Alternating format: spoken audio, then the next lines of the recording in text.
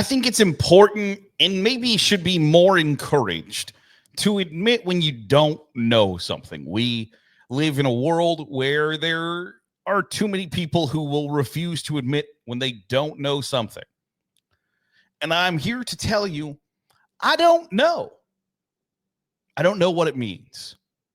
I've sat here and stewed on it for a couple of days, trying to figure out what it means that Connor Stalions was at the NCAA hearing where it was expected that Michigan was going to hear about the punishment that it was going to be handed down by the NCAA for its sign stealing scandal.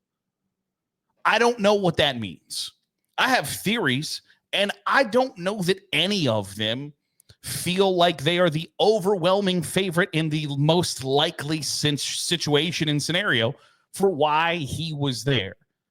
Because I think the first prevailing thought is that would mean that Connor Stalions might have worked with the NCAA, might have turned over, might have,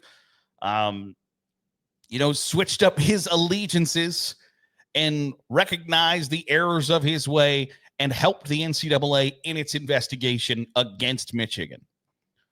I feel like that's as likely as me bumping uglies with Selma Hayek. If you're so dedicated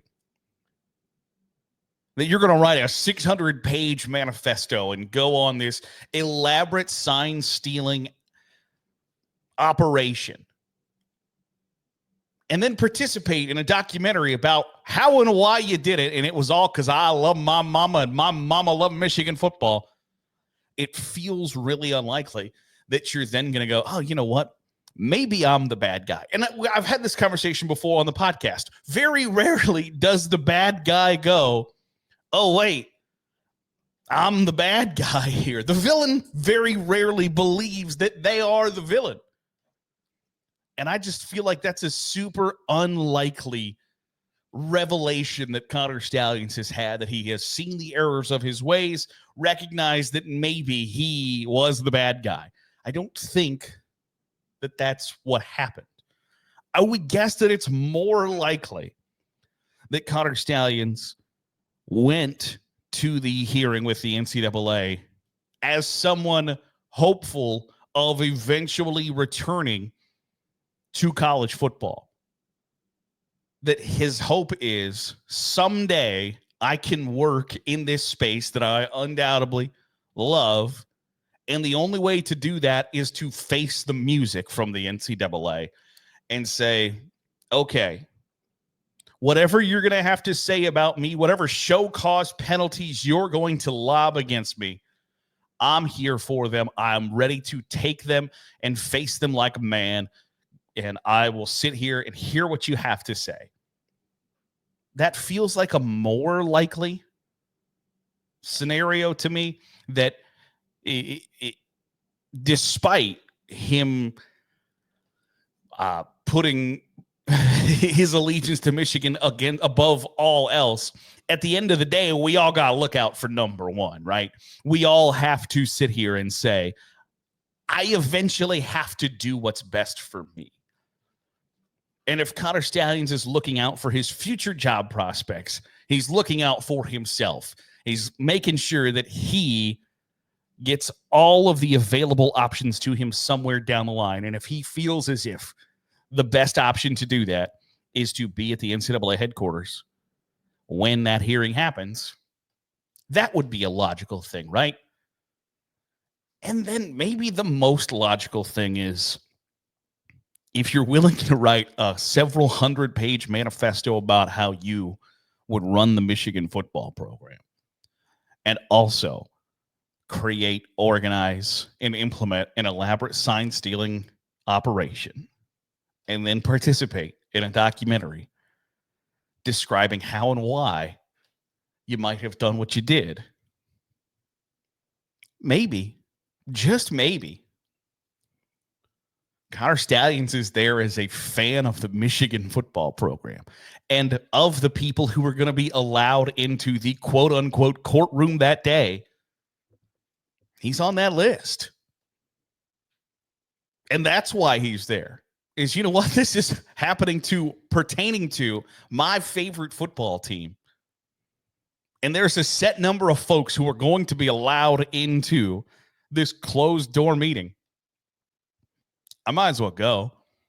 Because put yourself in your favorite team's shoes. If no matter what school is your favorite school, no matter what program is your favorite program, if you had the ability to find your way into the room where it happens, when it comes to what is happening to your favorite team and your favorite program, would you go? Because I probably would. I don't even know if that's a probably. If I had closed up my vacuum sales, that's a low blow. If I had ended my vacuum sales business with Blake Corum, and I had the time and the energy and the effort and the finances to go to the room where it happened, yeah, I'm probably going to go. And that to me feels like I think the most realistic option of the three is that Connor Stalions is just a Michigan fan at heart. And if he's on the pass list to get into the room, I might as well go. Because it's just like slightly illogical, lacking self-awareness enough to make me think that like that might be the one that makes the most sense.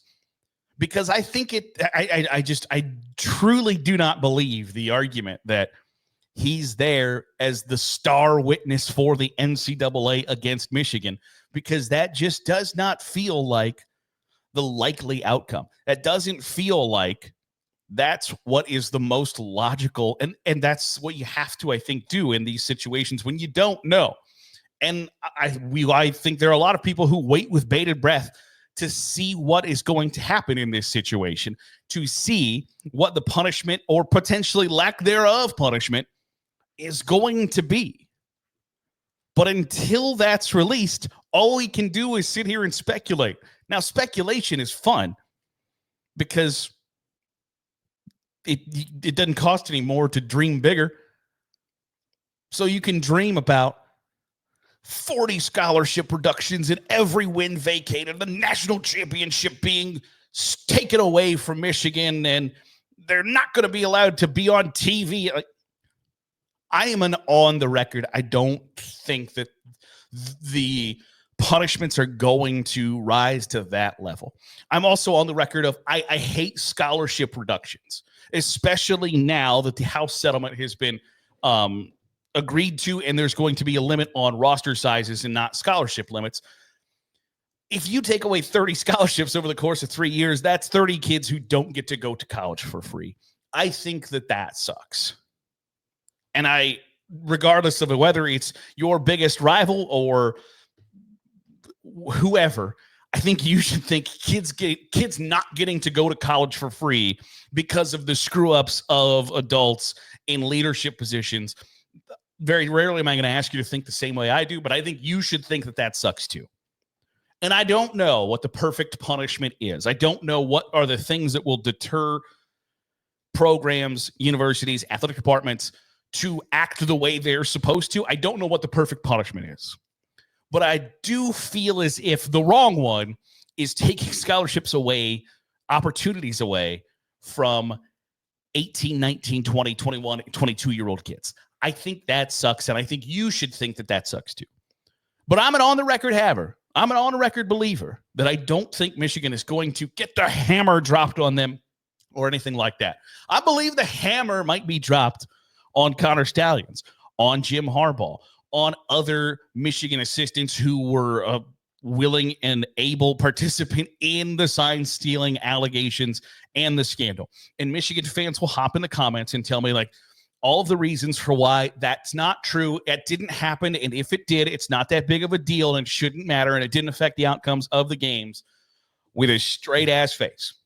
And that's ridiculous and preposterous. But I think the people who did it are going to be held accountable way more than the program that did it, the athletic department that condoned it, and the folks who tried to cover it up are going to be held accountable. I would imagine that Jim Harbaugh gets a 10-year show cause. I would imagine Connor Stalions gets a 10-year show cause or a lifetime show cause.